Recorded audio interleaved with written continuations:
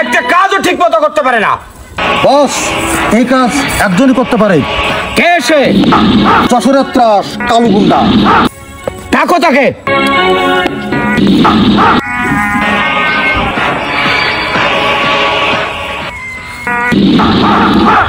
হঠাৎ করে এই কাল্লুর কথা মনে পড়লো।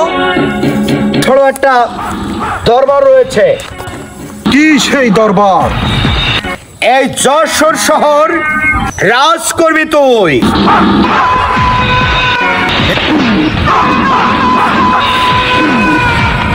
এই যশোর শহরে যত সরকারি প্রতিষ্ঠান আছে সব থাকবে তোর আন্ডারে।